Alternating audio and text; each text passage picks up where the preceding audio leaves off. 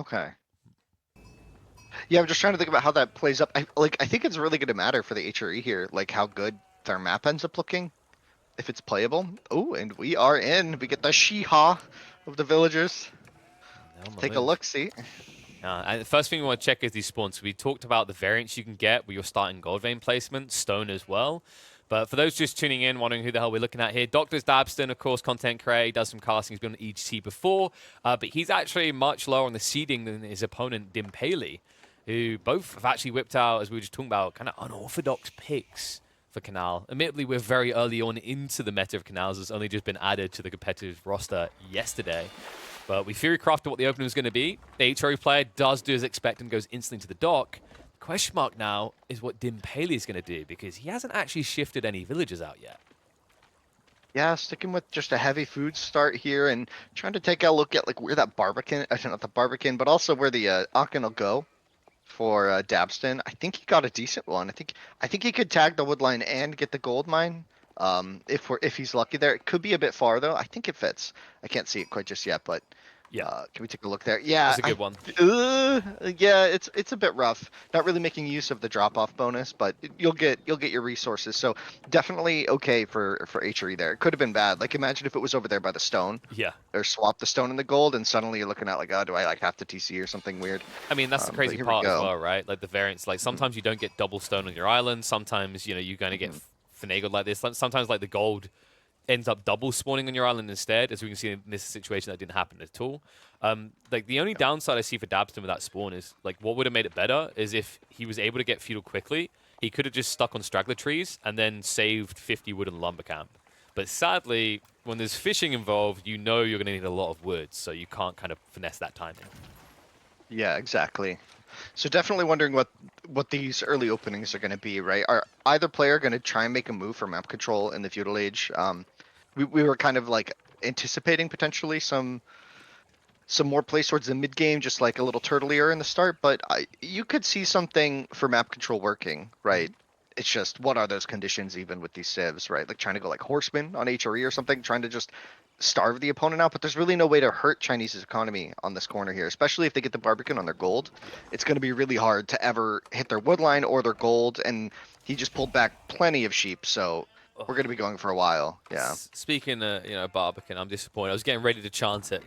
This was a fast feudal timing, and I was honestly expecting him to try and make that play. You still could go for it though, right afterwards. Like this will give you the ability to have a few units out in the field, and you come in with the Barbican as well. Considering that your opponent has gone for water, that with the Chinese economy, you do kind of have that edge to hop, skip, and jump for double feudal by the time he's arriving the first time over. I'm wondering if the play is just to try and get Song before even getting a dock up. I'm guessing at this point, because what's the point of this fast attack here? Like, there's already a rack sub for HRE, so how do you deal any damage at this stage? Not sure. Yeah, I'm wondering if he actually anticipated the racks being placed there. Like, maybe you expect it back at home, but I love the fact that Dabston moved out onto the dock and set it up there to make sure he instantly had any reaction needed.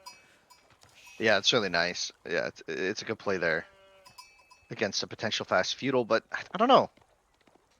Kind of at a loss here. Trying to giving up water like this. Oh. I wonder when they're gonna add shorefish into the rotation, into the mix there. Maybe it is just going to be a Barbican play. Like, I'm kind of curious here. Like, he's gathering a decent amount of wood. He should be able to afford wheelbarrow. And he's got plenty of gold coming in. Like, you can see he hasn't prioritized the tech timing here. It's just one villager. This does feel like it could be a Barbican pull after wheelbarrow, but even then, when you consider the fact he hasn't even started researching wheelbarrow yet, he's going to be waiting quite a while.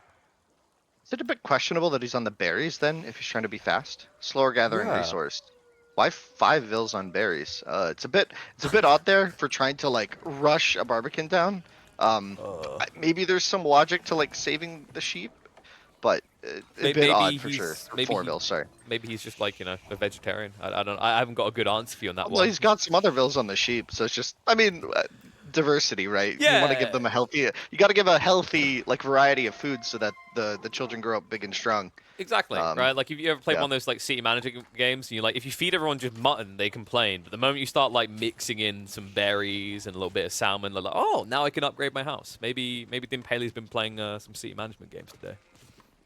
Maybe there's just some nuance to the timing that I'm missing, but we have enough resources for the Barbicans. I'm wondering where he's going to place it here. So It's some just sort of delay. song play. Like, Yeah, but I mean the chapel's late too because of the racks, so true. it's a little justified. But where do you put the Barbican? Because at this point you're just kind of banking on the eco of song kind of carrying you through the early game It here. has to be Castle, Just trying to right? get some extra bills. Like I think it has to be This is an Castle. FC. Like your timing window for a Barbican play is gone, right? Like the spears alone should have reset your plan. But even if Yeah. even if you didn't like account the spears, he's way too late. Like the timing is going to take. Like if you want to go for a Barbican aggressive play after you go Imperial Academy, I think you need to be getting Wheelbarrow immediately, as soon as possible.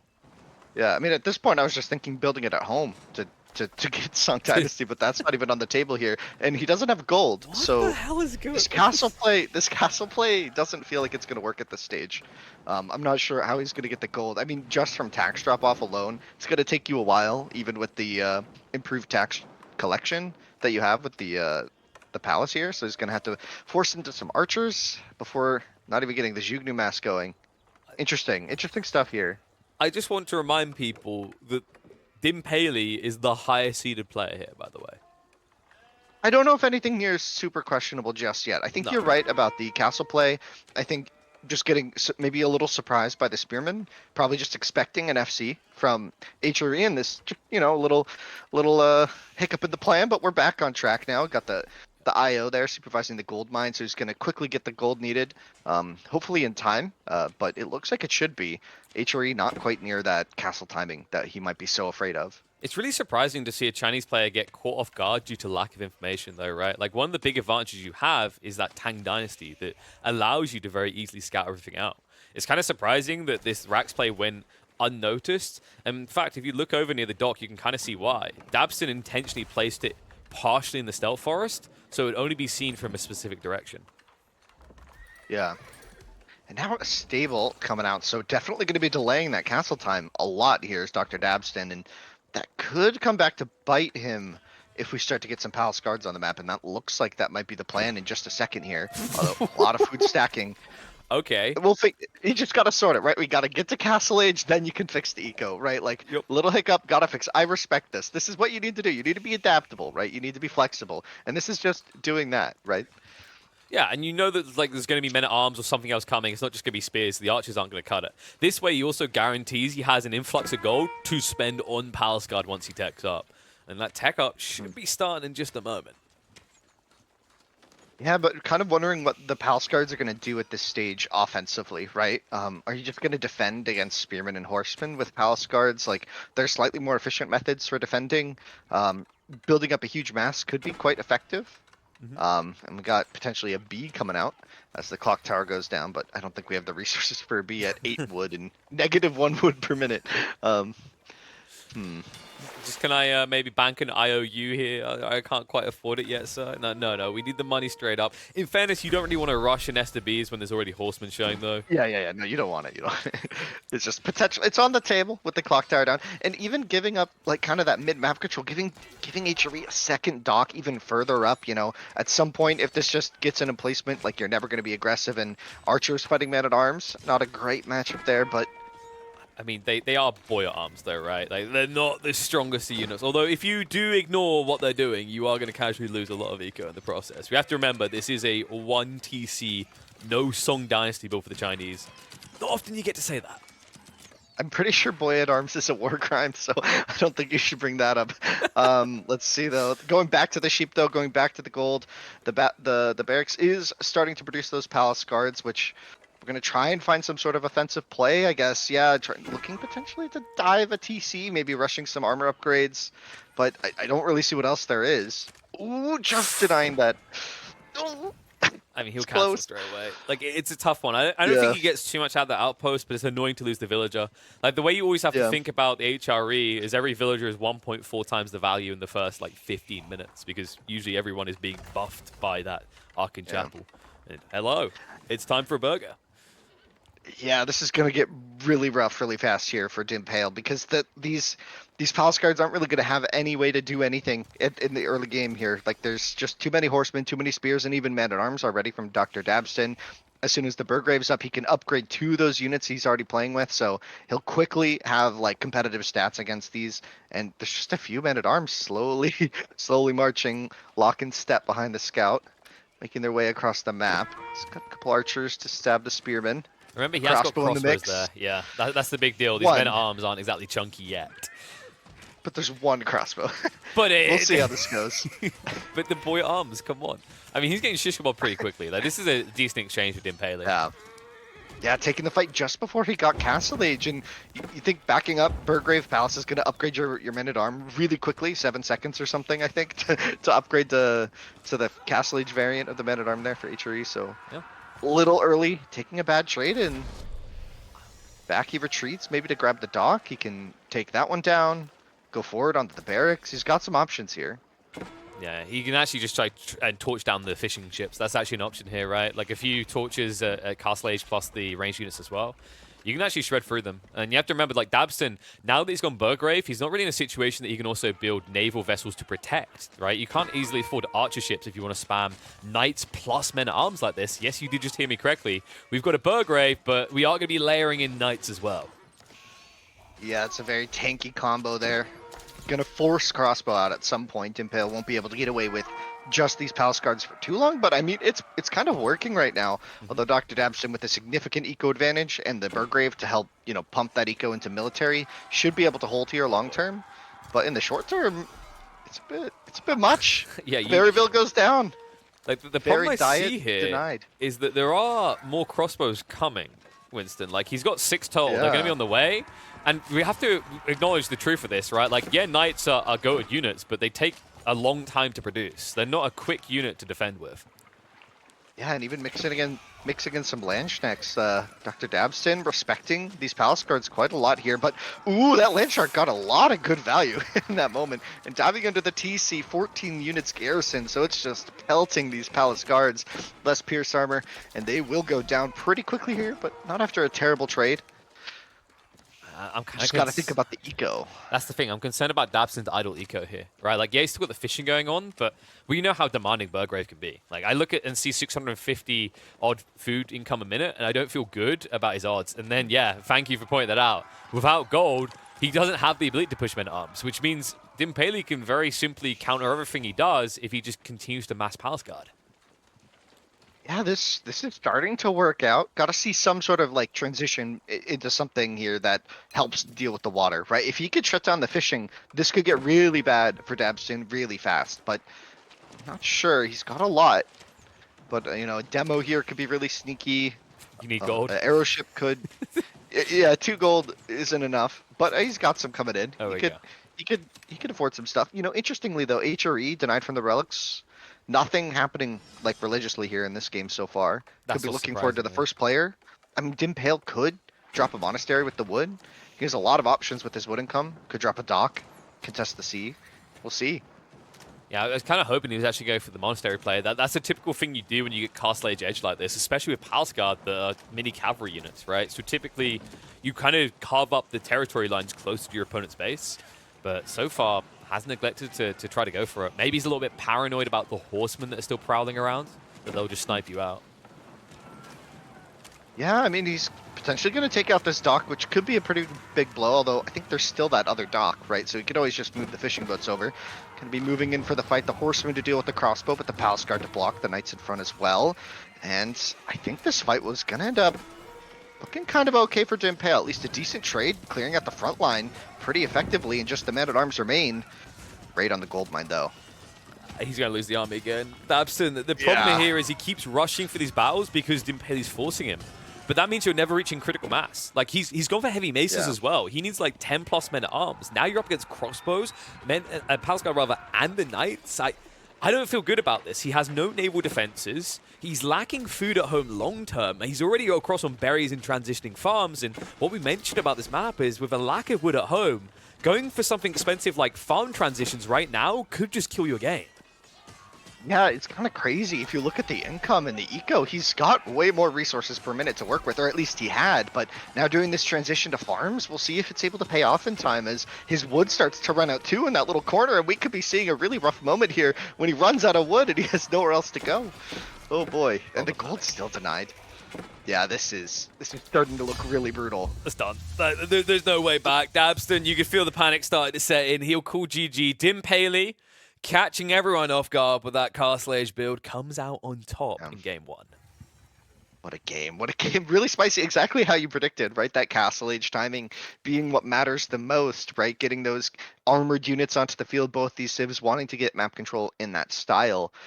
Really interesting play from DimPaille. I mean, we were kind of questioning some of the macro at the start, but I mean, it worked out. He was able to get the gold going eventually, able to defend with those few archers that he had, and it was all he needed to get his combo going. And you saw those production buildings just never stopped again. He had plenty of sheep on this map to just keep pumping for forever, kind of like his own little Burgrave with the IO supervising.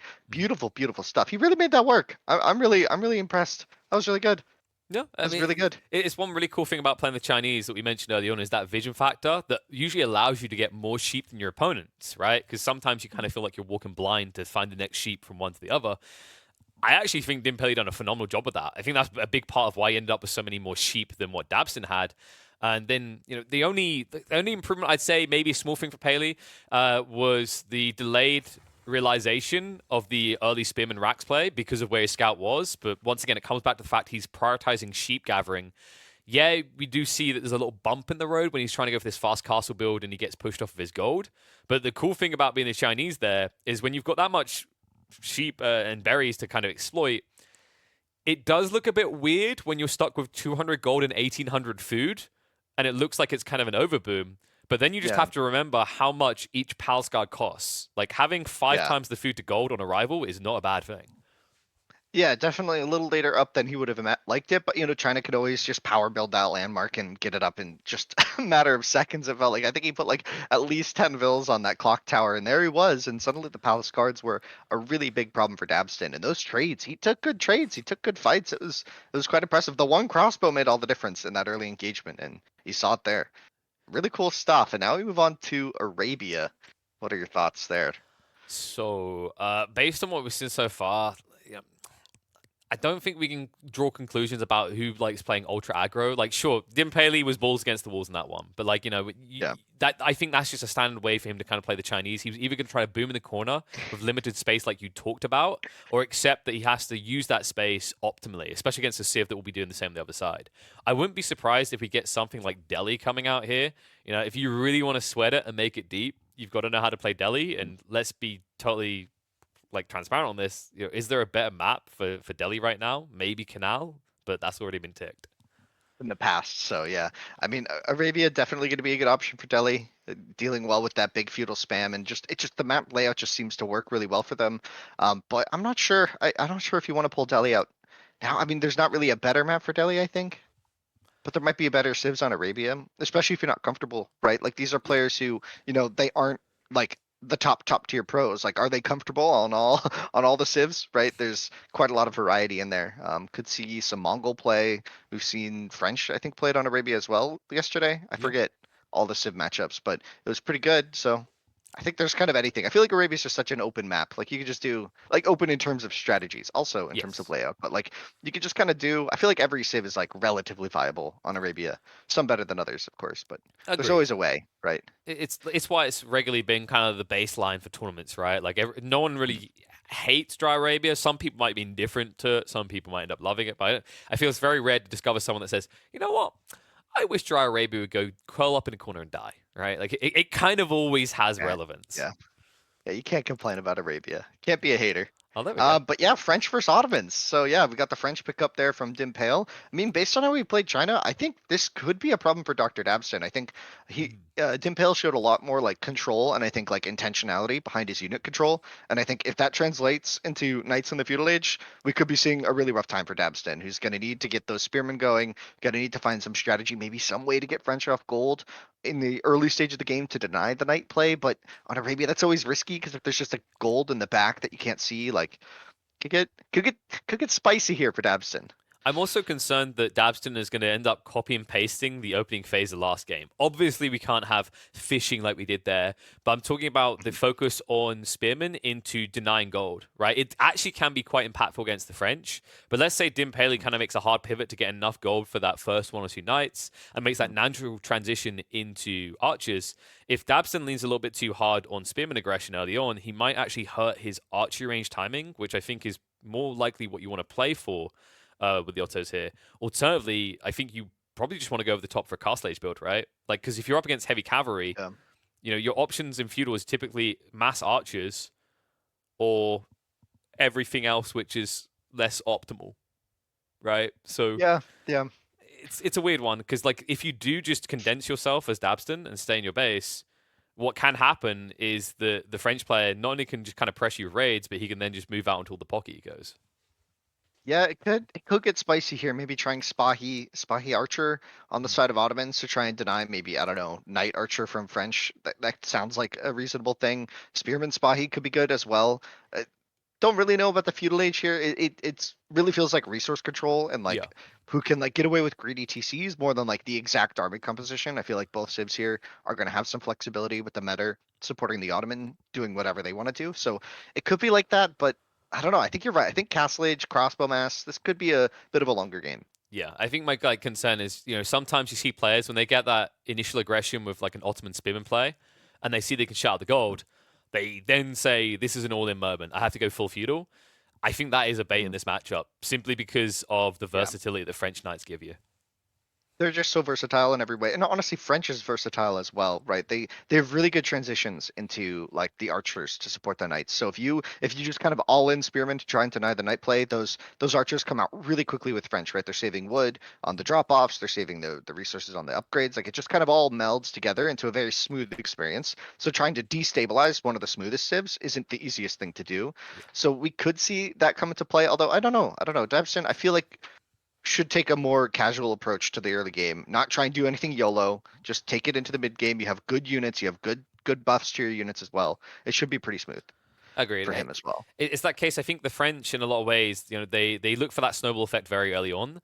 Their eco benefits are kind of instantly apparent with their discounts, but they don't necessarily scale in the same way compared to other civs. And I think, like to the Ottoman point, if you do lean heavily into this feudal timing, your archers 1-on-1 are going to be better because you'll usually have a meta involved.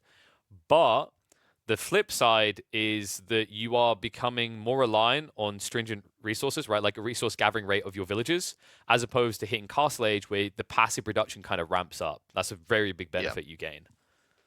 Yeah, exactly, for sure. And then getting that mass out as well is going to be, I think, quite important if we do get to Castle Age. But I'm not exactly sure. Janissaries as well, potentially on the table, Yep. although not a lot of players making them. I mean, against French, they are quite good if your French opponent is really stubborn with the knight play, which can happen. I mean, if you've played the ladder enough to know, the French players like their knights, What right? what I So do sometimes they just get too stubbornly into it, and Jans are a good option there at times.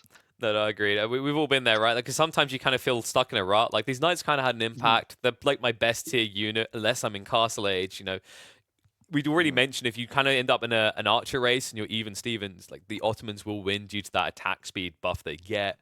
And you don't really want to be layering in spears as well, because if any player in this matchup should be layering in spears, it should be the Ottomans, not the French. Yeah, I mean, we'll have to end up seeing, right? Spahi can be scary. Ottoman get those free knights once they get that vizier point. Mhm. So there's definitely options. But that, again, like you're saying, that's mid to late game. And we're definitely hypothesizing basically all the options right now because we don't know too much about the players and their play styles. Yeah. So we're definitely just saying, how could this matchup look ever? And it's like, I don't know. There's a lot of ways. There's a lot of ways it could go in Arabia. There are some things we can definitely kind of like cross out. I think one thing that's been getting very popular with the Ottomans is the Imam opening, right? Where you get the healers early on, Mm, that beautiful passive AoE heal of 1 every second, as well as targeted healing. I don't expect mhm. that here because typically a French player's second unit should be archers. So if he's running archers knights, which is kind of the standard format, Imams get sniped instantly. Right, so I feel like those Yeah. healing type units are similar to Delhi, right? Like Delhi players love it when they're up against, say, an HRE opponent because he's never gonna build archer units, right? So your skulls will always Mhm. just sit there waving their arms through the fight. Yeah. Exactly. Yeah. Those if they die, they die, right? You don't get those imams back in the feudal age, so it definitely feels like a waste, especially when they have so much potential to rush down some, good relic spots or some of the greedier relics that you could Yeah. grab. So you definitely try and keep those alive. And against French, that's going to be tough, especially if they're playing that old style French, like the all-in kind of feudal, like mass knights, and then go into, the Royal University or whatever it's called. Yeah, Royal you know what I'm Institute. talking about. The one where you could get the Yeah, the the Royal cheaper Institute. discount. Yeah, Yeah. yeah, yeah. That could get really spicy if those units die, but we'll see. Matters gonna come into play probably. The move speed gonna be important. Yeah, Hmm. that's kind of made me feel like I'm wondering if we're gonna see Guildhall eventually get a buff. Because like now that I think about it, you never really see it anymore, right? Definitely not the highest level. Royal Institute just offers you such a great timing. I wonder if that's a bigger issue of people maybe not being confident about French in the Imperial Age. A couple reasons, right? Well, what like on one side you had the guild hall, which I think does a lot better if you don't have a large eco because it's just resources. You can get those jumps in economy that can really keep you alive, keep you in the game, or like snowball a victory, like get you to imp. Like if you just leave it on food or gold, suddenly you have an imp click, and if you were able to hold in that position, you're going to be okay. Hmm.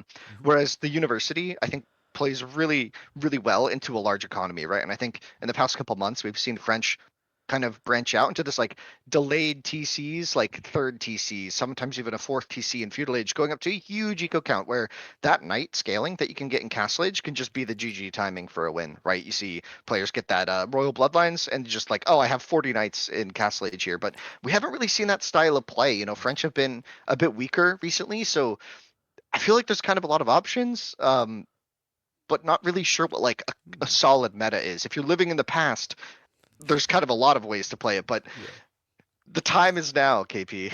The time is now. Mate, no, no. The time is in a few days, Winston, when the free traders arrive on our doorstep. Oh boy. Yeah, get ready for that one, boys. Don't worry though, they can't wall themselves in easily. No, no, no, no. They can't just hide behind stone walls in round one at least. So got that to look forward to. But Yeah, yeah, yeah. no, True. I think it's the interesting thing is like I guess in a way by going for Royal Institute, while you don't get everything that arrives in Imperial Age, if you are playing your cut and dry me like shiny knights, look at them go. You get more or less everything you want out of Imperial Age. You're not getting elite tech, but you do get your hands on Royal Bloodlines at a discount. So it's kind of like you're trimming a bit off your ceiling, but you're getting a lot more now, right? It's like instead of going for a long-term Yep. investment, you're taking the short-term reward of having a mini Imperial Age. Yeah, and it scales with like the number of knights you have. Like I feel like that tech that landmark is like distinctly good if you have a lot of knights going into Castle Age and you can immediately click that button. You have 40 knights and they're all a lot stronger and they're basically elite knights at that point. If you get cantled saddles as well, right? In certain situations, they have like just as good stats or better stats than elite knights. So it's like suddenly, can you deal with that time and can you deal with that? And yeah, like you're saying, like as you go into imp, you're going to be missing that guild hall, right? Because you don't have that late game scaling. But yeah, I mean, I don't really know what else to say about this matchup. I mean, we've Yeah, kind of dissected it yeah, quite a yeah. lot. I think just to Rocky round Canyon out Basin and Cauldron. the Yeah. the fault was on like the guild hall. Like maybe I think someone actually just Mm, mentioned like the Snoop Dogg kind of Doug kind of hit it there. Like he sticks it instantly on stone. I think if guild hall comes back, mm. that might be the most viable play because of those delayed TCs you talked about, but also because of how critically important the castles are for your discounts as the game goes on, right? Especially if you want to lean Yeah. into like heavy premium units with Arbalitrier and Knights. Yeah, that discount comes in clutch for sure. I think we are And you just a minute or two away, by the way, before anyone's like, give yeah. game. Why do casters what like guys, it's our ego. We love to like talk about us. But I'd love to talk about you guys and how amazing you There's are. more games? No, I thought we were doing this a is a 5 hour podcast. I thought we were doing a dissertation on French versus Ottomans. Wait, there's a game? Yeah, yeah. People like I don't historically that's believe not you. how it went down. Well, historically they were further apart than they're gonna be on this map, and this map is very small and tight. Historically, it happened on boats. I have no idea. I have no idea. So what you're Oh saying man. is it's time for us to see the Grand Galley. No, God, it's so The Grand Galley versus the Galley, right? It could be interesting. the Galliuses. I mean, dude, it's got The ass. Galleass. It's Yeah, yeah. it's got ass in the name for a reason. Okay, let's be totally Oh, honest. come on, man.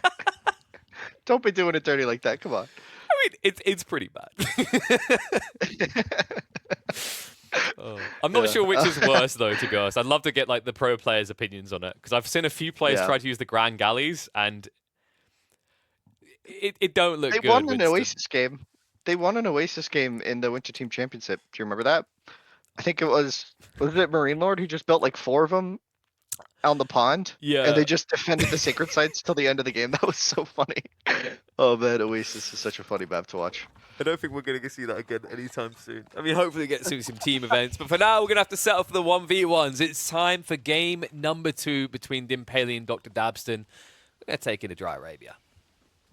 For the biddies, Zathras. Very, very nice. Whoop, whoop. And yes, I'm excited for great games as well, as we have it on our screen in front of us with my eyes. I can see it. It's here.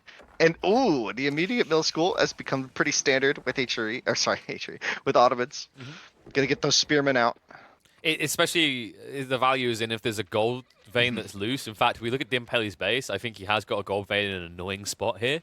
It's especially beneficial for the aggressor if that gold vein is towards their own base, which, although it's not directly towards Dabston's, it is on the front side, not hidden behind those wood lines. And what's annoying for DimPaille here is that all of those gold mines are on the same side. Spearmen are not known for their speed, but if you can kind of deny all of them together, like it's good. Like if you have to go around the base, you start getting this loop-de-loop chasing these French gold miners around. But here, we've got the tower going up right away, so DrDabston wasting no time. Oh, sorry, no, DimPaille wasting no time, sorry. And DimPaille gets extra value from this, because check how close his deer are to the right side of there, right? So now, you could even float this idea of sticking some people on deer early on. The mills are, of course, only 25 wood each, and any time you get harassed there, just run them back towards the tower, which is not that far away. I think a notable thing on the scout there for DrDabston was the lack of sheep. He's got 2 sheep in his base, right? And he's got no sheep on his scout. Yeah. Sorry, I always pay attention to the sheep game. Is he about to get absolutely screwed on this age up? Yeah, and you know why? Far away. You know why as well? Because he wanted to find the gold mine. Exactly. And he didn't find any sheep along the way. That's such bad luck. Oh my god, the sheep, I call it the mini game sometimes. The sheep game. Oh, and then you see the opponent's scout filled with sheep, just taunting you. Nah. I've got the sheeps and you don't. The good I know news several is, players who are like that. Good news is Dabston can maybe get like the northern side sheep still, right? Because I think DimPaille's probably going to now rotate east and head back down. Or he'll be okay, but like he's just gonna get that little idle time, right? No, don't just follow him sheep. and take every. Oh my, this is painful to watch. There's a sheep. Are there sheep up here? There's a sheep up here. Yeah, can we check north side ahead of time? We want to know how grim this is for. Okay, 1. Okay, there's 1. He'll be. No, he'll be. I think he can get that before 2. idle time. All right, count them with me before we fall asleep. 3. Is there a 3rd? No, there's just nothing here. Wait, I fell asleep. What happened? I missed it. Game is over. Yeah, DimPaille won. Yeah. I don't think it's. I wouldn't call it just yet. No. Going to wood now as well. He's gonna get the age up. He's gonna get everything he needs. Just he'll get the Madrasa, which will cover him, right? That's the important detail. Yeah, that'll cover you for a bit. I mean, it's 4. It can cover 4 vills. So it'll be nice. But this is this could be bad. This could be bad short term. I think he'll recover though. Like the kind of huff and the copium moment that can kind of allow him a little is the fact that he's probably going to be going to archery ranges, right? So that's a primarily wood-based unit, and then you just need to cover your villager production. That does mean, however, you're going to be prioritizing archers. The VP. Into a French against French. Yeah, that's gonna be rough. He always has the VP as well. So I guess losing out on those sheeps isn't too bad when you can just send 8 to your base. That's true. So I think he'll be okay. It's just a matter of, did he get value out of this opening, right? When so much has gone wrong, right? It's not just about how many sheep does Dabston have to do his play, but how many sheep does the French player have right now? Because that disparity could be pretty impactful when it's, this large, and you're just staring at a sheep in a berryville. DimPaille with the berries again. Very interesting. Yeah, I'm starting to think he is just, he likes variety in his meal. There's no... Before he was like, French, secret... No, if your name's DimPaille, you get an extra 10% gathering speed on berries. No, folks, nothing like that exists. This just seems to be a regular thing. I think in that situation, it's because he set up the mill there. And then you know how it usually is. Like, you've got him in the area, you put it next to the berry patch anyway. You probably feel like it's more optimal than walking him back to sheep. I mean, it really isn't, like, that bad. It's just... when you're really trying to like min-max your openings, it can feel impactful to be on a significantly slower resource. But it's okay. He'll be fine. 1 vill is fine. Everything's fine. We'll see if Dabston's going to be fine. He's about to complete his tech up, so he will at least have access to additional food. Pale, on the other hand, actually has options here. I'd love to see him just go onto those deer, knowing that while DrDabston is going for Spearman as an opener, that's not really an effective aggro unit compared to someone like Sipahi. And the Sipahi are going to take a while before they even appear. Yeah, it takes quite some time to, transition those mill schools into Spahi if you want them for free.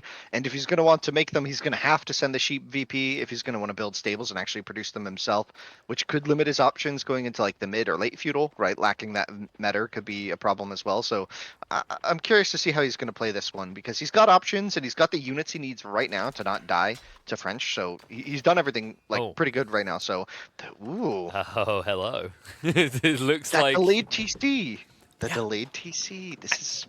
Ooh. And you know what this is good? Is because DrDabston is going to be full turtle mode, right? Like, he has to be here. He's open spears. He's up against the French. He knows he's behind on resources due to the pull of sheep. This should just naturally be the first several minutes. French player gets whatever he wants. And we talked about the potential of pocket economies all booming up like this because probably DrDabston's #1 goal in this matchup, especially from this position, isn't to play that prolonged feudal, but to head up to castle as quickly as possible. Also really important, like you just said, to look at the map though on the right side for DimPaille. Look at his TC spots. Like he's got one on the hunt with the gold Double nearby. deer. He's got another deer south of that, just below. Like that's a lot of opportunity there for him. And even then, if he gets he's not going to get a Vil here. He shouldn't. Oh. Hey, old Scout would have got that. He still gets it anyway. Oh man. Okay. Like, well, I shouldn't have said that he shouldn't have, but... yeah, you cast a curse there, right? So DrDabston now is owed $70,000 by you when he fails. It was under the TC. No, $70,000, Winston, not a penny less. It's right there. Okay. Yeah, so now he's got the Spearman upgrade, Hardened Spearman on the board, but he did have to pay, the 100 wood for the barracks for Ottomans and getting that upgrade just to deny these knights. Like, it's a lot of investment just to hold back these knights and to still lose a Vil. It's just so demotivating against, like, French. Just to lose Vils feels painful, and there's the TC on the deer. TC #1, I might say. By the way, would you like to have a look at where DrDabston's scouting vision is, right? Yeah, that's right. It's chasing a knight. So guess what Paley's now going to do? Lead him further away from the secret. The TC, yeah. And I guess the question is, what is DrDabston's response to this, even if he knew, right? Like, is it build a TC of your own or try to go castle here? Because, like, at this rate, you're not really gearing towards a super powerful all-in with archers. You haven't done, like, any of the required steps. He did send the meta, though, which I guess is one of them. And the knight will get another Vil pick, and that's just so painful. That was so painful. That was really well played as well. A little tip for people if you want to like optimize your French. When you go in for the charge, the bonus damage doesn't instantly apply. So you actually have to hold on striking with your sword afterwards. And if you do that, you get bonus damage to kill villagers quicker, as you just saw there. Yeah, instant conqueror, right? If you know this trick, right? Definitely. Definitely. I just, you know what? It's that I could be conqueror Winston, but I don't want to bully people, so yeah, I just remain an unbiased caster. I don't play ranked. That's how that works. Those sheep villagers are like really having a good life. Like they have berry food to eat as well as the sheep, and they have like a professional musician just supporting them in all day long. I wonder when the meta will move out, but it's probably fine. Sorry, I was trying to make a joke, but I realized it was quite harsh to DrDabston there. My bad, DrDabston. You're playing great. Hey man, he has to bang his drums because so far the only other thing getting banged is his villagers by these horses. Like he's getting smashed. It's like, we can't sugarcoat the crap right now. Like DrDabston is in a hole. The goal is to get out, but if your goal is to rush Castle Age to get out, we have to go back to the whole lack of long-term food as it stands. But now, a lot of subs here. Thanks for the subs, Durslin. This channel really appreciates it. And the meta is here now with 5 spearmen in tow. They're very excited to move forward into the archers, though. It's going to be kind of brutal. It's going to be brutal. This is rough. The timings just aren't lining up here for DrDabston. The timings just are not lining up. No. That's a lot of spearmen, though. Actually, exactly. I don't think the archers can take the fight. If he can use the move speed at all, it's pretty tricky to get the formation to really work when the units are chasing. But he could try to, like, close the gap and then charge, delay that charge a bit. That's a lot of spears. There is some kind of clunky behavior where the movement speed after formation lingers when you start charging those. So you can actually exploit that. I think it can last up to like 6 or 8 seconds. Another cool thing you could be doing, like we're just going to have like the tip moments here. There is a trick with the meta that allows you to get reinforcements out to the front line quicker. Where essentially if you select all your archers at home as they're coming out and you click them to where we are on the screen right now, and then you hold shift, select the meta, and then click a second location. Wait, no, I'm getting mixed up. It's the meta. Anyway, the point is, like, if you need to move your meta around, it still holds. If you need to move him somewhere else, if you use a kind of shift-click behavior, the meta will actually move as if he's in formation, which means he gets a movement speed bonus. Sorry, I confused that with the first half. But I think I cleared up with the second, hopefully. It's a dumb behavior. Please fix it. Well, interestingly, though, back to the game, DrDabston has really ramped up production here in a good way for him. He's gone heavy on the wood, gotten a lot of archers out, and DimPaille maybe going to get caught off a little bit here with this push. The TC a bit exposed, not a lot of army, 33 to 19 units. That's looking rough. I mean, he's got a big eco lead, 13 more villagers, but it's kind of sneaky with the Ottomans. They have that hidden economy in the military schools. Cheeky from Bailey, just trying to whittle away at the reinforcements. Now, if he just actually sticks the knights between this army and the base, he can actually prevent this from escalating while building an archer line to defend with. So it is looking good for DrDabston, but if all he's going to do is sit here and posture, he will lose out. He needs to find a productive way to now use these units.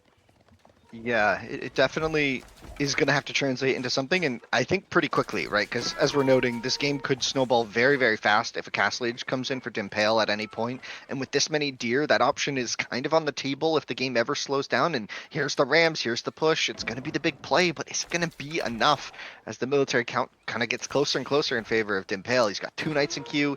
Archers not quite in queue right now, but easily could be. There they are now. So he's got a lot of buildings. Enough to defend with the TC.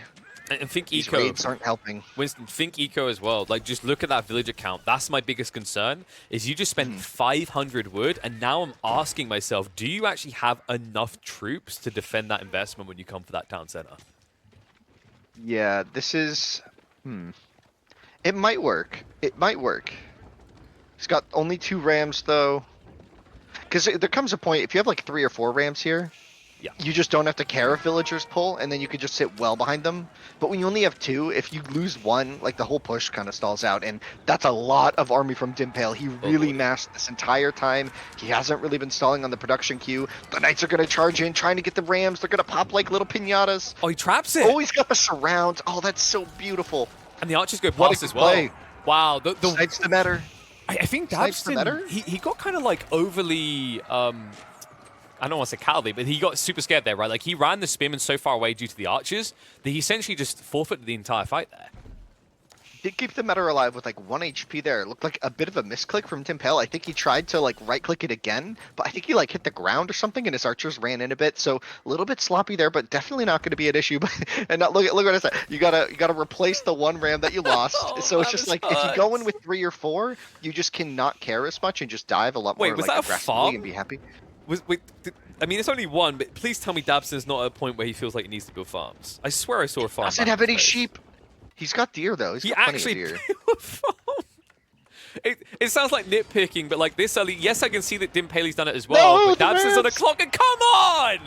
Protect the Rams! Clown car it up! Put the spears inside, for the love of God! Oh, you can see DimPaille really trying to smell those. He's really trying to snipe that matter. He ran forward for it, but now he's going to be looking for it, gets it, and yeah, this fight is going to be... This fight's going to be really, really rough. The Spearmen just taking a direct engagement into the archers, ill-advised, as they will just get shredded. The Knights destroying the Spahi, so very little threat now onto the archers, except for the archer-on-archer mass. There's no easy way to take this around the gold mine. Like no, that's so many Knights. That's so many Knights. He could just take the fight with the Knights against the spears. He's just being safe rather than sorry. Look at that, 20 Knights on the field now. I mean, yeah, you just A-click. Just A-click it. Don't complicate this. We don't need to be elegant. Just go. Well, the archers aren't A-clicking, but now they're just going to run into the middle. Yeah, he could just fight these spearmen. There's just not enough. I mean, that will be close to game. Like, DrDabston will feel like maybe he has a recovery. You can actually see he's hoarding food, so maybe he just tries to go for Castle Age, but here's the problem. Now if you rush Castle Age, you're up against 10 plus Knights with no units to defend. Your whole economy is going to be dead by the time you arrive at Castle Age. And if you click up, your opponent can just back off and click up as well. It's not like you have any threat on them, so it's just going to be really tough here. I think, what's way over there on the left? There's just something purple on the left of the map. Not relevant as the archers die. Yeah, no, way over on... Oh, way on there? Oh, left. Yeah. Is that blue? Yeah, that. What is that? That's blue. That's blue. That's blue. I Okay, think my, your my red bad. tinted glasses are Is that just like deceiving an you right now. outpost? I think he Is that went just an on outpost? the Oh berries. Yeah, gosh. he's on the berries. Okay, yeah. It's pocket What eco is that? logic. It looked But very. whoa. Can we check Pele's vision? Because I don't think he knows he's got a second deer stack behind his base. Yeah. No, I think he did. He chased a scout over there. He saw. He saw. Okay, but it's kind of weird that he Dude, this guy just really likes berries, doesn't he? Is this like, maybe, you know what it is? I figured it out, Winston. Pele, let me just put on a French accent for this because they always sound more kind of pretentious.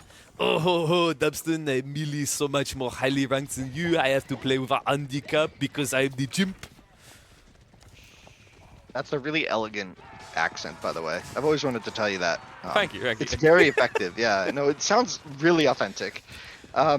Interesting that TC though as well at like very low HP, but I don't think it's really going to matter at this point as so many bills get slaughtered on the deer. No way to defend them. It's just a horde of French knights. I mean, I'm not even exaggerating when I still say that Pele's at a point where he can just A-click these fights and still win. Like, obviously, it would put them back to even, but he's still just butchered the eco at this point.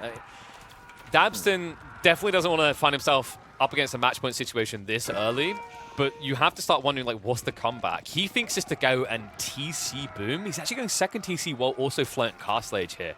Now, don't know about you, but I find that, like, sneaking a hand in the cookie jar once, Grandma might notice. But when you reach in with your face and take every cookie, she's going to call you out when it comes lunchtime. And honestly, DimPaille's micro's just been really, really efficient in a lot of these trades recently. He's just keeps finding the units in the right spot. And as I say that, Caster's Curse, he runs right into the spears, but he's got plenty. It's fine. He's just going to wipe this army very, very rapidly. The gold's exposed over there on the left because those Spahi are going to run right into some knights in just a moment and find very little damage. So do you know how spears are meant to counter knights? Well, here's the thing, guys. Like, when you like, impale a horse, your spear is stuck. There's too many horses is what I'm getting at here. Paley puts 2 on the board, and Dabston now at risk of being eliminated quite quickly. And that was a pretty clean game from DimPaille. I really liked the build order that he had this game. I thought it was really, really like sleek. I think that's kind of been a modern take on the French build that we've seen a lot. Is that opening of the knights, delayed second TC, and just say like, what are you going to do about it? Basically, I have 2 TCs. They're working a little bit faster because I'm French. I'm going to scale with all these ecotechs, and I'm going to have all these knights. Like, how do you respond to that? It's a very like in your face strategy. I like it because it puts pressure in both ways. You have one of the strongest feudal units and a really solid eco behind it. Not the best in either, but good in both. And it's just like, how do you handle it? And Dabston struggling to find the answer there. That push just kind of fell flat on its face with the Ram micro, but like, was it even the micro or more just not having enough units to support it? Maybe he was like, meta speeds up Ram, it'll retreat faster. I can't give you a clear. It just felt like it was a misclick, kind of idle attention elsewhere because his spearmen were running off the high heels. They were nowhere near. He was so paranoid about losing them to the archers that he didn't understand that you've kind of put yourself in a situation where you can't afford to lose either, right? You lose the spearmen or you lose the rams, you lose the game, and essentially the only thing you can potentially throw away there are the archers. Yeah, for sure. And it just kept falling apart, right? He kept throwing away the archers, right? It kept happening and then it just snowballed. Once he lost that first fight, it was effectively over because there were so many French knights alive. Chivalry, I think he had it, was ticking in. So just healing those up in between the fights. And yeah, it was kind of brutal to watch that one, right? Like Ottomans definitely struggle sometimes against French with that gold, like the tower immediately. I think we should probably call that out a bit more. Mm-hmm. The brain, like the soul read on that one, right? Like he read him like a book. He's like, oh, you're Ottomans, you're gonna do the instant mill school build. That's what everyone does. I'm just going to instantly build a tower here. No questions asked, no regrets. And it paid off wonderfully, right? Yeah. Basically, those spearmen accomplished nothing at a much greater investment cost, right? If you're playing Ottomans, right, there's several ways to spend those starting resources, especially when that mill school can slow you down more than it helps. I can see the logic in this matchup. It seems really logical to want to force the tower out, to want to like have those spears ready for the knights. But I mean, every other civ gets away just fine with building a barracks and training spearmen, and you have 100 wood barrel on Ottomans. So like you can also lean into that and use that extra wood and stone towards a faster TC, for example. Um, lots of options with Ottomans. The interesting thing actually is like you're going to see that type of opening against Ottomans to counter what they do evolve a little bit more because like it was really good from DimPaille, I agree, But like one thing you can do is if you're threatened by that type of potential pull from any type of civ, right, Mongols, whatever it may be, and this is especially viable for French because they save extra wood because all their resource drop-off buildings cost less, is you can just build the outpost up to 95% and then not finish it, Right. right? And then you Yeah. cancel it if that aggro never comes in. And then all of a sudden, you've covered your bases, but if you don't need that for defense in any situation, that second TC, for example, comes in even quicker. Yeah, I mean the long build time on that does mean there's quite a big cost there, but it's definitely a good way of like recouping the investment cost early. Yeah. I think if you're gonna spend the vil time, personally, I would just always build it anyway, because like you're not using that 100 wood anyway for that whole dark age when it's the most important. And by the time you're feudal, like yeah, like what's 100 wood really gonna change? I mean, maybe the TC timing if you have the opportunity to rush it. So definitely some value in that idea. I'd be curious to see if players. I feel like that's a missed a play, right? He does that kind of stuff, right? Like he builds like 3 ranges to like 90%. Your scout walks by and he cancels them all, right? Dude, that's Very, like very, that's why I very love good. the dude so much. Like I remember when we were in So fun. Heidelberg, some of the weird discussions like that him and Yeah. Recon especially were having, and I was kind of like, yeah, I feel this. Like, I'm not gonna lie, Winston, I don't assume to be the best player in the room. I assume to be the best smack talker. All right, my goal isn't to beat you mechanically; it's to beat you mentally, Hmm. and I'll still lose That's mechanically, fair. but I won mentally. You always have voice acting to fall back on. That French accent really could. Oh yeah, you reckon? That I could be a need to grow out career. the moustache, right? It needs to come out the sides. We need to Mhm, get rid of the goatee. Can you do a French accent? mhm. No, and I won't try. Oh, come on. Nope. Nope, not gonna get that out of me. I'll leave that to you, right? Why try when the best already exists? I see perfection with my very eyes. I don't need to. I don't need to seek it myself. With ass kissing like this, I think Winston's going to be back on the broadcast very soon. Uh, I think that's a healthy dose of sarcasm. nah, you're doing Oh great. man. Um, Yeah. No, no, no. I was being oh, sarcastic. yeah, yeah. Oh, yeah, what? I You think don't your like French my? accent Oh, is no, I see how it terrible. is. Fine, I'll just. I'm never doing it again. Marine Lord is Uh, like he's wiping sweat from his brow. Thank God he's never doing it again. Oh. mhm. I remember like there was an early point when I started casting on EGC where Pessy's like, maybe don't do that accent anymore. And then eventually over time, it just kind of reached this stage where, eh. It's like, eh. I agree with Pesci. I'm messing around. I'm just kidding. Sorry, I've bottled that up because I've been listening for a year or whatever now, 2 years. And yeah, no. Anyway, so Abbasids, but isn't that banned?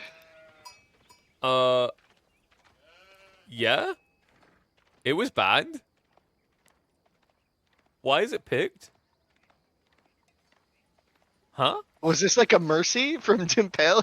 Dabson Yeah, was just yeah. like, hey man, I really I just need relinquished Abbasids. my ban.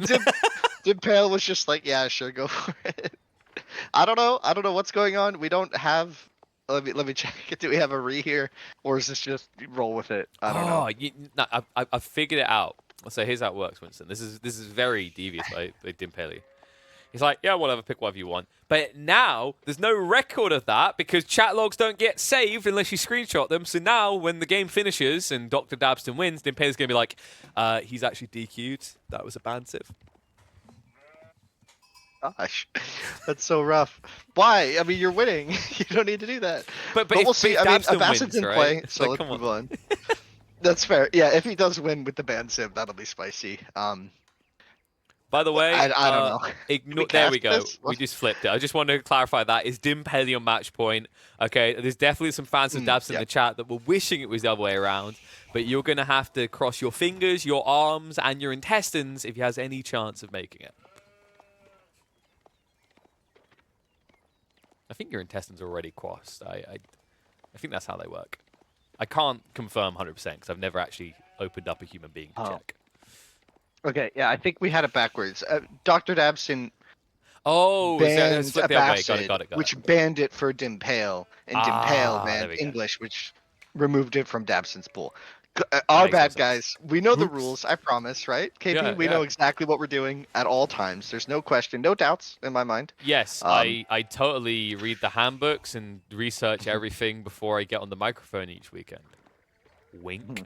I was just confused by like the graphic. Whatever. Never mind. Moving all on. good, it's So all good. economic wing coming in. It's what we expect. It's the very bread and butter civ. I mean, or bread and butter way of playing this in, but we'll see. I mean, next week we could see some spicy Abbasid play Trade. with the reworked Trade. House of Wisdom. It could be really cool.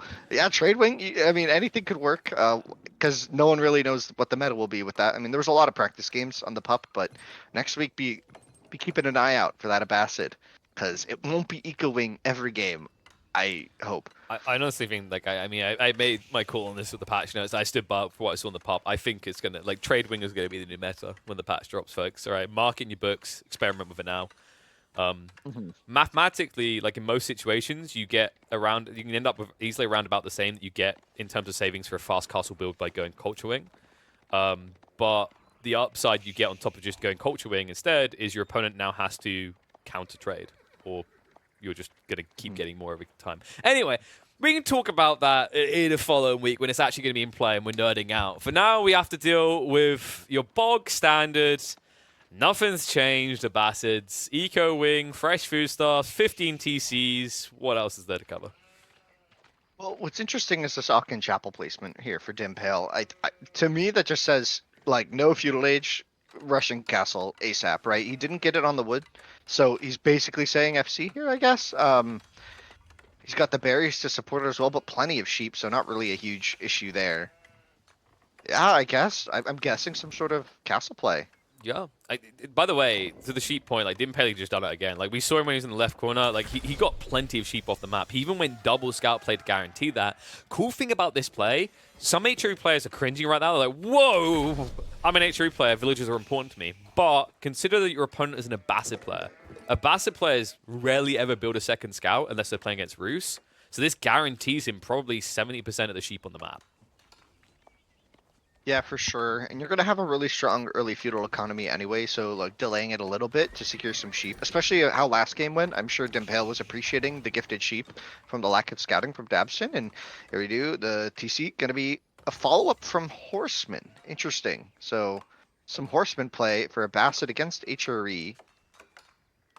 And I think that got scouted immediately. He canceled the lumber camp. I think he's going to build a barracks like right away to build some spearmen. He saw that with that scout there. So really heads up play from DimPaille to just rush the barracks. Yeah, Really cool. I'm hoping we're not getting any sort of cheeky Burgrave shenanigans. Tower. Okay. Because, like, how many sheep is he's probably got like 10 sheep. I don't know about you. Like, I'm not a big fan of Burgrave against Abbasid specifically because they do kind of like dead brain counter you with mass spears. Yeah, then they always have the threat of camel archers to do with armor if they're like either down in age or even in your age, right? If they get the castle age upgrade for those camel archers, they can really shred men at arms with good micro. And DimPaille showed that micro, so I'd be scared if I were Dabston on how to handle this. But he's got the stable up, training a horseman, or got one on the field so far, coming across the map. No. Scout harass. What is this? This is a look back into 2021. Animation canceling. Oh, no, okay. Don't worry, we got rid of Yeah, that. right. I'm half expecting him to do the little jiggle micro, right? Oh god, they're so bad now. The plus side of this actually for DimPaille though is Dabston's gone into Horseman, but he's not actually doing like one of the highest value plays you can do with Horseman in Feudal, which is to kill these scouts. Instead, he just ran across to try and harass DimPaille's base. Yeah, but DimPaille really heads up play there. He canceled the lumber camp for a tower. I said barracks, but the tower makes just as much sense, right? It's really strong there to just deny any aggression. There's really going to be no angle. Now, interestingly, once you get to castle age, there are options for that, that horseman to kind of get under your skin. So we'll have to see. Like, you can't just go like blind regnants here because your prelates aren't really going to have a good time leaving your base. Burger Boy time. Yeah, Burger Boy is definitely on the menu. He's got what? How many builds? Eight building it. Okay, that's not a super huge rush, but it's going to be built fast, and we don't even have the TC yet from a Basset. Oh Now. no body blocks, please. Oh, okay, so Dabston does at least get his TC building straight away, but actually, this is like worst case scenario for him. DimPaille knew it was coming. He saw the stone gathering, and considering that Dabston still has someone on stone, I'm getting a creepingly bad feeling that he's maybe contemplating 3 TCs, which would bury him. Might just be for arrow slits because he's gonna die without some sort of defense here because he's gonna need some towers around all of his eco because he has no way is he gonna afford enough camel archers to deal with men at arms here. It's gonna take quite some time to get there. Like you're saying, spearman, horseman may be an option, but again, not a huge economy to work with. No. DimPaille just trying to be annoying, actually pushes some of those deer away. I thought he was actually going to try for the body blocks, like, because the cool thing when you have double scout like this, if there's only one horseman, it's not the most optimal because it requires a lot of micro, but you can essentially like wiggle yourself between the chasing horseman and your injured scout, so you always stay out of range. But it does require a lot of micro for, you know, minimum effort if you already got a second scout. And here come the boys. They are on their way, because you called them that before. They're on their way to They'll be upgraded cross the soon. map. The men It's a now. big map. The rush distance on this map is huge, actually. Like, Yeah. look how far apart these. Like, the TCs on the back wall always makes it so long to get across. But we got some cam launchers coming out, so it could be enough to dissuade some TC dives. But some of these resources on the extremity going to be under quite some pressure here as these men-at-arms flood across. The Congo line has begun. And What song do you think they sing while they're running across the map? hi ho, it's off to work. They feel like they've got There you short go. legs, right? They're not very fast. Yeah, they really don't. Yeah, they look. It's funny because they run like with the sword out, and you just have to imagine that's got to be so like encumbering, right? Like if you were gonna Yeah. run across the map, wouldn't you sheath your sword so you could like put your arms by your side comfortably? But these guys are sprinting miles with their sword out. Like imagine if you tripped over a stem and just chopped your arm off. Anyway, back to the reality of the game. The camel archers are out, but they're gonna take some damage. It's gonna be up to DrDabston's micro here to try and survive in the. Ooh, the man-at-arms just not going to care about the TC here. Just diving in. If they keep this camel archer count small, It's about to get things could harder, by nice the way. path. Winston, like, marching drills, it's time for them to hi-ho on their way to work even faster. So if you don't optimize your micro here, these are pricey units to lose. Remember, he hasn't killed a single man-at-arms yet, and these camel archers cost double. About to lose one. He's about to lose one Oh, to this no! charge, I think. Oh, from the Camel. side, Yep. gank. And now, oh, he's idling the eco as well. Look at the count right now. It's double this is just digits. so over. Oh, this is just so disastrous for DrDabston here. It's all gonna fall apart within seconds here. Even if he somehow recovers and kills this initial flood, because DimPaille is on a bit of like not a clock, but he's on like a timer for how long he can spam men-at-arms. So if he loses them without value, like yes, there's a recovery path, but nice little horseman harass, but there's plenty of berries there. I think the sheep are almost out, so this initial push though is just doing so much damage. There are no camel archers coming. There's nothing. Like, look at his wood. DrDabston can't, like, he can't get wood. He can't get the counter. He can't get anything. It was really smart from DimPaille with those first 4. I think he just or 3 was it? He just chased the camel archers. He's like, oh, you're gonna make camel archers? I'm gonna run at you relentlessly, regardless of the pain it brings my boys. And now they have the big 2-handed axe. They're ready to party. Yep. And the GG's called. Oh man, 3-0. Party ends quick. early. It's your whole point. Like, what was cool there at DimPaille is the way he sent in the 4th and 5th men-at-arms to push the wood line away. Like, without words, Yeah. you only have one play, and that's a castle up on a civ that takes almost 2 minutes. Brilliant read by DimPaille to make a quick 3-0. Commiserations to DrDabston. He'll just have to take back to the casting booth because the player seat hasn't been kind to him. That was a rough series, but I mean, definitely a lot to learn from it. You know, there's tons of opportunity there to grow as a player. So definitely looking forward to see how he does. You know, in a future series, in a future set. Was good games, honestly. The fights were scrappy, right? Yeah. Especially those early low unit fights were very very funny. Just the way that they were, it was really good. Oh man. Gotta give a lot of credit to where Dim just improved game after game, though, right? It just felt like he was warming up. Oh, like yeah. the game 1 was probably DrDabston's best opportunity. Even that kind of ends up scuffed very quickly because of the read to go fast castle. And then game 2, I mean, just complete out micro. I think DrDabston will admit that. I think the one big takeaway probably DrDabston has from this, I think it comes down to scouting. Like, A, making sure you get vital info, but B, making sure you get a decent amount of sheep. Because I think one thing that was kind of lacking for him on every map, even ones where it was one scout apiece, is he always ended up with less sheep to play with